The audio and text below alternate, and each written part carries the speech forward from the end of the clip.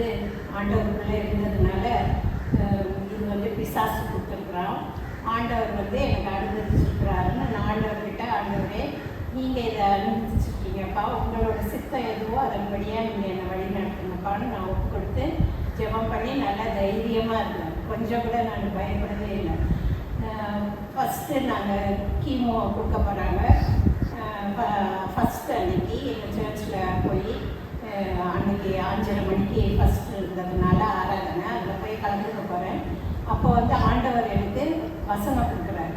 உன் விண்ணப்பத்தை கேட்டேன், உன் கண்ணீரை கண்டேன், நான் உன்னை குணமாக்குவேன் அப்படின்னு. இது மாதிரி ஆண்டவர் என்னை வந்து அப்பப்போ வசனங்களாலேயும் ஊழியக்காரர்களோட இந்த மெசேஜ்கள்னாலேயும் தேற்றிக்கொண்டே இருப்பார்.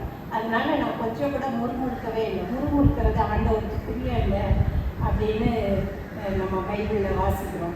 அதனால நான் வந்து ரொம்ப தைரியமாக ஆண்டவரோட சித்தத்துக்கு ஒப்பு கொடுத்துருந்தேன். அதுபோல் பிசாசுக்கு அதுதான் நம்ம ஆண்டவரோட நெருங்கி இருக்கிறது பிடிக்காது. 2வது கீமோவில் எனக்கு வந்து காதில் ஒரே அந்த அம்மை ஆட்டம் வந்து அந்த ஹீட்டில் எனக்கு வந்து முகத்தில் பெராலிஸ் உண்டாயிடுச்சு. இதுவும் பிசாசு கொடுத்துருக்கேன். இருந்தாலும் நான் வந்து தைரியமாக அப்போ வந்து அந்த டாக்டர் சொன்னார், இஎன்டி டாக்டர்கிட்ட போய் காமிச்சோன்னா அவர் சொன்னார், லட்சத்தில் ஒருத்தருக்கு தான் வரும் இது மாதிரி, அது உங்களுக்கு வந்திருக்கு அப்படின்ட்டு சொன்னார்.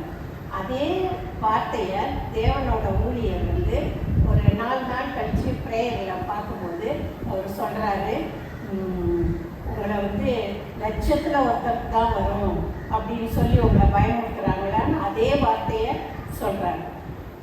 எனக்கு வந்து அப்போ நீங்கள் பயப்படாதீங்க, சாத்தானை விட உங்களில் இருக்கிறவர் பெரியவர், அதை சொல்லி நீங்கள் நல்லா தைரியமாக ஜெபம் பண்ணி இருங்கன்னு சொல்லி ஆன்லைனில் இருக்கிற ப்ரேயரில் எனக்கு வந்து அந்த மாதிரியான விசுவாச வார்த்தைகள் வந்தது.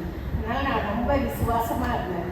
ஆனால் வர வர ரொம்ப கஷ்டம். இந்த கீமோவோட தெரப்பி ரொம்ப உடம்புல வந்து ரொம்ப வேதனையை கொடுத்தது. உடம்பெல்லாம் வலிக்கும் இப்போல்லாம். ஆனாலும் நான் முறுமுறுக்க மாட்டேன். தைரியமாக இருந்த ஆண்டவரே ரொம்ப வலிக்கும் போது நான் சொல்கிறேன், ஏசப்பா நீங்கள் வந்து உங்களால் தாங்குற அளவு தானே ஏசப்பா கொடுப்பேன்னு சொல்லியிருக்கீங்க, இப்போ என்னால் தாங்க முடியல ஏசப்பான்னு உடனே குறையும்.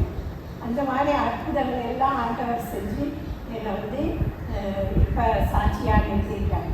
என்ன அப்படின்னா அற்புதம், சென்ற வாரத்தில் இந்த மாதிரியே தொடர்ந்து வந்துகிட்டே இருந்தது. அப்பப்போ எங்களுக்கு வந்து பெட் ஸ்கேன் எடுத்து கொண்டு போய் அந்த கட்டியை டாக்டர்கிட்ட காமிக்கணும்.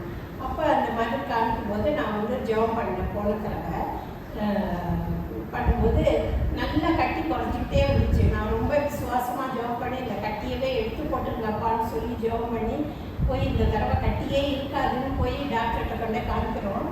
டாக்டர் வந்து கட்டி பெருசாகிடுச்சுன்னு சொல்கிறார். அப்போ எவ்வளோ பிசாசோட கிரியை பாருங்கள், பெருசாகிடுச்சு அப்படின்னு சொன்னேன்.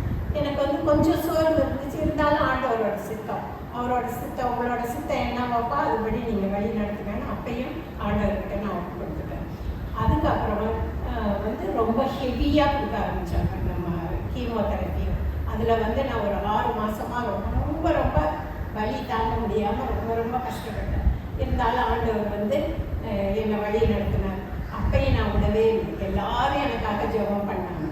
எங்கள் குடும்பத்திலே, எங்கள் திருச்சபையில், ப்ரேயரில், ஆன்லைன் ப்ரேயரில், அந்த மாதிரி ரொம்ப எல்லாரும் எனக்காக ஜெபம் பண்ணி இந்த கட்டியை முற்றிலுமாக நீக்கி போடணும் அப்படின்னு சொல்லி ஜெபம் பண்ணாங்க. அந்த மாதிரி நானும் வந்து ஆண்டவரை உறுதியாக கற்றுக்கொண்டு ஜெபம் பண்ணிகிட்டே இருந்தேன். ஒரு ஆன்லைன் ப்ரேயரில் நான் வந்து என்னை ஊழியத்துக்கு ஒப்பு கொடுத்தேன். நான் ஏற்கனவே வந்து எங்கள் சர்ச்சில் சண்டே கிளாஸ் ஊழியம் செய்கிறேன்.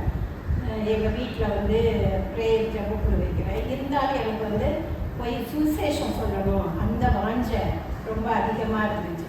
அது மாதிரி நான் வந்து ஆண்டவர்கிட்ட ஒப்பு கொடுத்து அன்றைக்கி நைட்டு நான் ஜெபம் பண்ணுறேன்.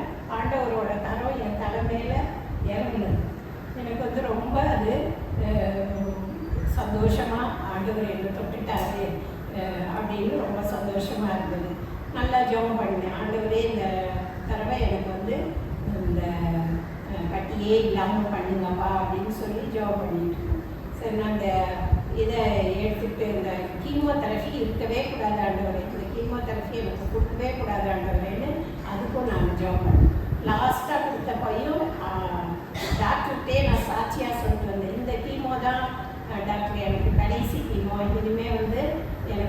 கீமோவே கொடுக்க மாட்டார், ஆண்டவர்கிட்ட நான் ஜெபம் பண்ணியிருக்கேன்னு அந்த டாக்டர்கிட்டே சொல்லிட்டு வந்தேன். இந்த டெஸ்ட்டை எடுத்துக்கிட்டு போய் கொண்டு போய் டாக்டர்கிட்ட காமிக்கிறோம். டாக்டர் வந்து கட்டி சின்னதாகிடுச்சுமா, இனிமேல் உங்களுக்கு கீமோவே தேவையில்லை, உங்களுக்கு வந்து டேப்லெட் மாதிரி கொடுக்குறோம், அதை சாப்பிடுங்க. அந்த டேப்லெட்டில் உங்களுக்கு இந்த மாதிரி எந்த கஷ்டங்களும் இருக்காது, சைடு எஃபெக்டும் இருக்காது, இந்த டேப்லெட் மட்டும் போதுமா அப்படின்னு சொல்லி சொன்னார். அதே எனக்கு வந்து பெரிய சாட்சியாக எல்லாருக்கும் நான் சொல்கிறேன். ஆண்டவர் நிச்சயமாக இந்த கட்டியை முழுசுமாக நீக்கி போடுவார் அப்படின்றதுலேயும் நான் வந்து விசுவாசமாக இருக்கேன்.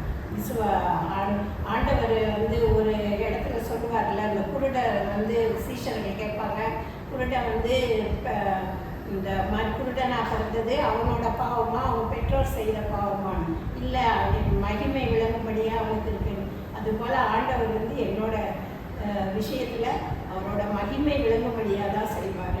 நான் எல்லாருக்கும் சாட்சியாக நிற்கணும், என் குடும்பத்துக்கு, திருச்சபைக்கு, எல்லா இடங்கள்லையும் சாட்சியாக நிற்கணும் ஆண்டவரே அப்படின்னு நான் ப்ரேயர் பண்ணிட்டுருக்கேன். நீங்களும் எனக்காக ப்ரேயர் பண்ணுங்க.